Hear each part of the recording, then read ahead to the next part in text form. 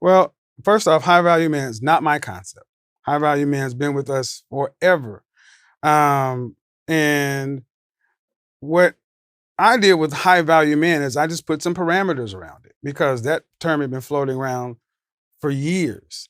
I looked across, you know, this country, this political system, that political system, this system of government. And I looked and said, what are the men who separate themselves from other guys? What do they have in common? And they have several things in common. Now, this is irrespective of religion, morality, anything else like this, just basic stuff. High value men starts with money. Now, there are a lot of people who don't like that concept, but I didn't come up with the whole notion of a six-figure guy. This has been with us since 1985, when six figures first came into the mid 80s, I'll say that, when it first came into popular media, popular culture.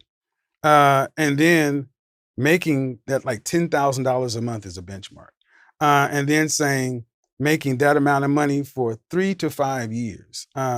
Anybody can have a good year or two, but stringing it together implies some sort of consistency.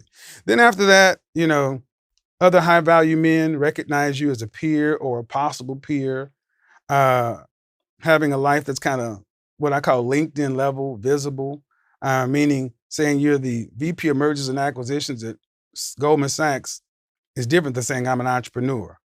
We know what one of those things means at a glance. Having a network of high value men and others, and being useful to others and the group. So those are 6 basic principles around which I've had a conversation. Now, of course, your mileage may vary.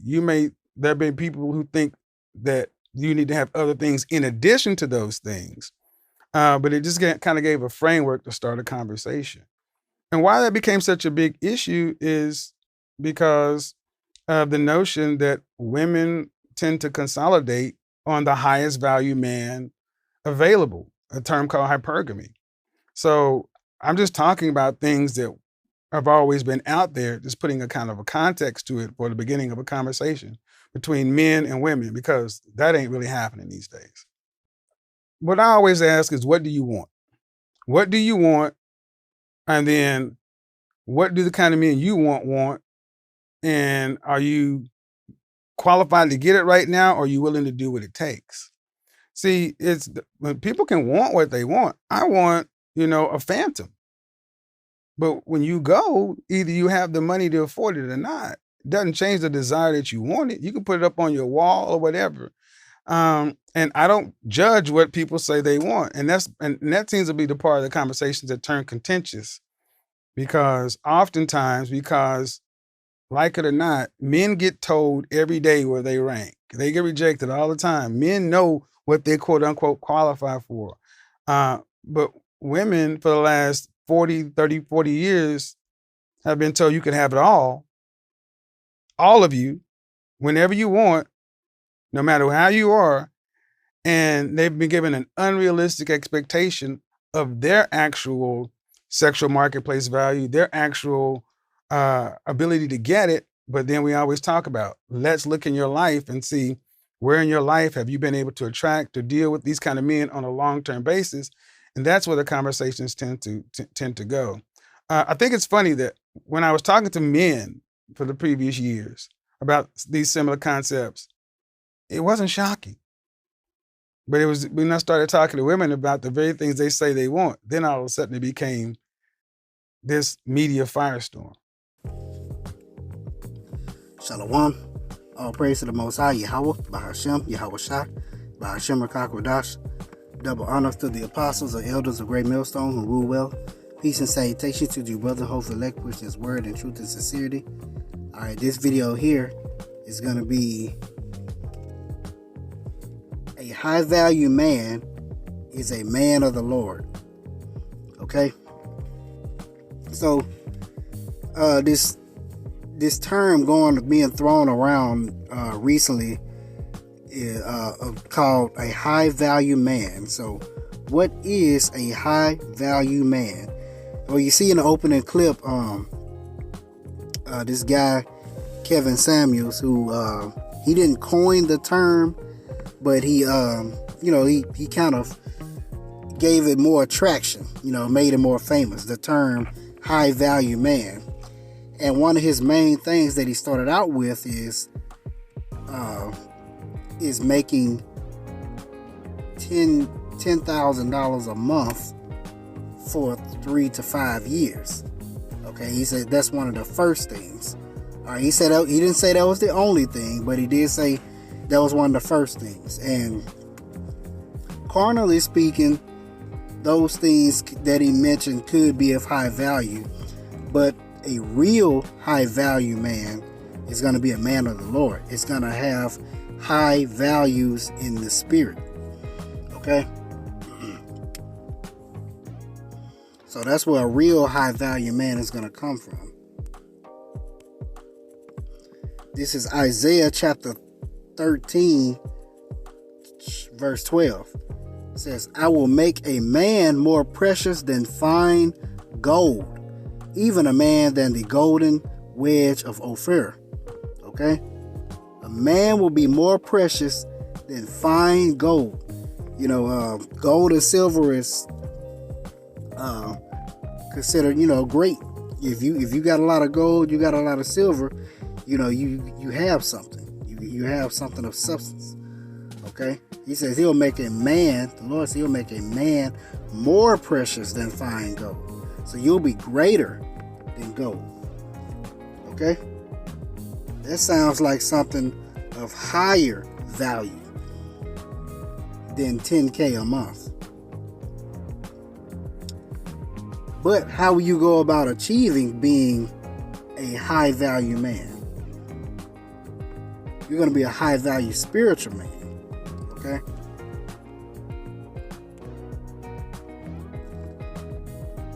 It comes at a cost, a price to being a high value spiritual man. Alright, this is Zechariah chapter 13, verse 8. And it shall come to pass that in all the land, saith the Lord, 2 parts therein shall be cut off and die, but the third shall be left therein. And I will bring the third part through the fire, and will refine them as silver is refined, and will try them as gold is tried. Okay? The third part, the 1/3, has to go through that fire and be tried and refined. They shall call upon my name, and I will hear them. I will say, it is my people, and they shall say, Yahweh is my power.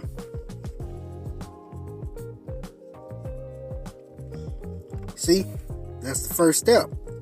You have to be tried and refined. You got to be proven. You got to be tried and tested. You got to sacrifice. You got to put off.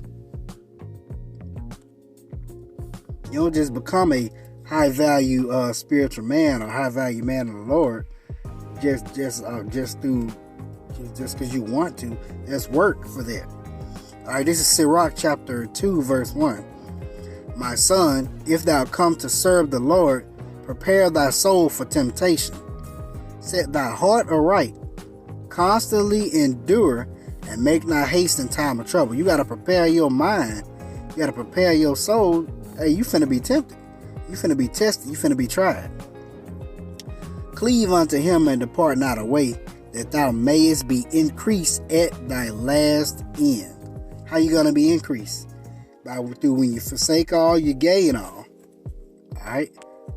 Whatsoever is brought upon thee, take cheerfully, and be patient when thou art changed to a low estate.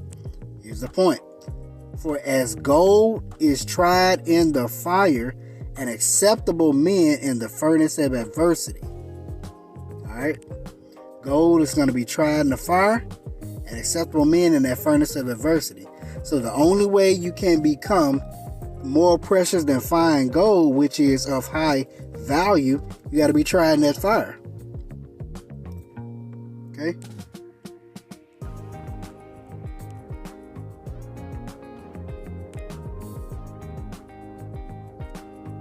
This is Isaiah chapter 48, verse 10. Behold, I have refined thee, but not with silver. I have chosen thee in the furnace of affliction. All right. He didn't keep you from the furnace. He didn't keep you from the fire. He put you in the fire to refine you, to try you, to prove you, to make you stronger. That's the whole point. Okay? You can't be more finer than precious gold unless you're tried and refined. Alright?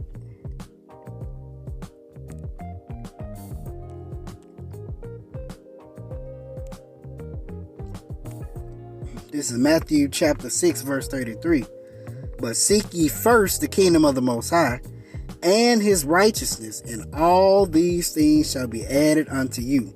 So if you seek the Most High first, you seek the kingdom and his righteousness, you'll get everything.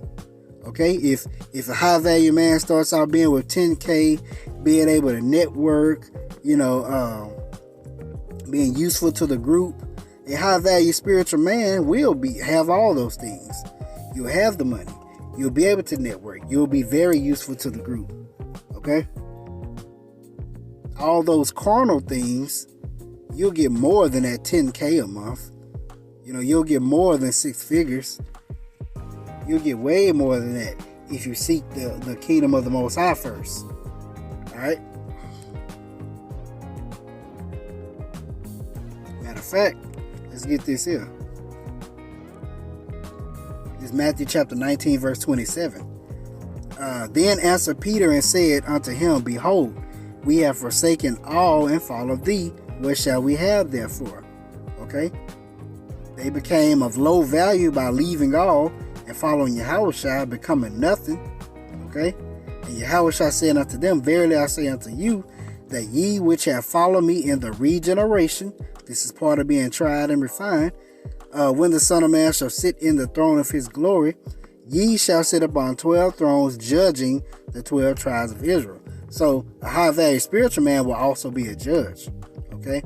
Verse 29, and every one that have forsaken houses, or brethren, or sisters, or father, or mother, or wife, or children, or lands, for my name's sake, shall receive 100-fold, and shall inherit everlasting life. So, if you forsake all, you'll get 100 times that. Okay? You'll get 100 times 10K a month. You'll have your own. You'll have your own city, your own area. You'll be a judge in the earth. You'll be up to the highest esteem. Come on now. That's of high value. A high value spiritual man is what you want to be. Okay? And let's get this here. Because unless you're a high value spiritual man,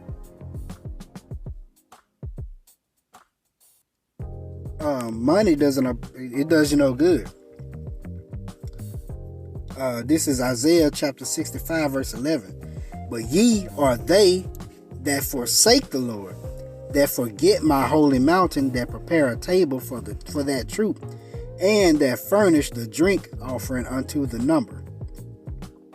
Therefore will I number you to the sword, and ye shall all bow down to the slaughter.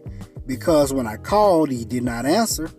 When I spake, ye did not hear, but did evil before mine eyes, and did choose that wherein I delighted not.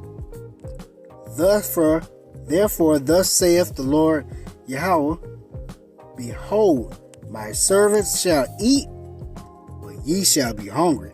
That's a high value man of the Lord is going to eat, but ye shall be hungry. Behold, my servants shall drink, but ye shall be thirsty. Behold, my servant shall rejoice, but ye shall be ashamed. Behold, my servant shall sing for joy of heart, but ye shall cry for sorrow of heart, and howl for vexation of spirit. Okay? While we're eating, while a man of the Lord, a high value man of the Lord is gonna be eating, you're gonna be you're gonna be hungry. High value man of the Lord gonna be drinking, you're gonna be thirsty. Alright?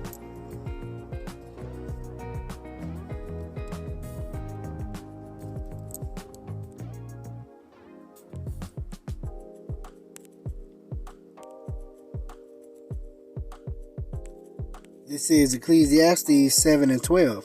For wisdom is a defense, and money is a defense. Okay? That's all it is. It's a defense. But, check this out. But the excellency of knowledge is that wisdom giveth life to them that have it. Okay? Get wisdom more than anything. Alright? Wisdom is a defense, which it is. Because you got to remember, through wisdom was everything that we see created. Through wisdom is how the worlds were created. Through wisdom is how everything in the earth was created. Through wisdom, how the sun was created, how the moon was created, how the stars were created. Everything was created through wisdom. So that's why wisdom is a defense. That's why wisdom giveth light, the excellency of the knowledge of it. Okay? And money is a defense. Okay? Money helps you out, during these times while you're on this earth, or while you're going through different situations. Money is there. It's not there to value you. Money does not value you at all. Alright? The spiritual bank account will. Okay? It's Isaiah chapter 4, verse 1. And it says, and in that day 7 women shall take hold of one man. And that day, that's a future prophecy, 7 women shall take hold of one man, saying, we will eat our own bread and wear our own apparel.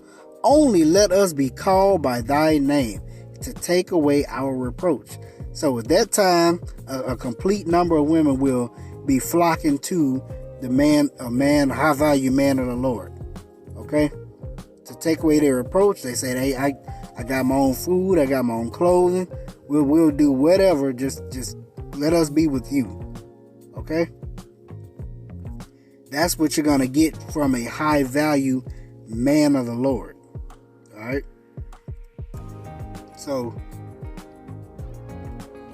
this has been a high value man of the Lord. Oh, a true high value man is a man of the Lord.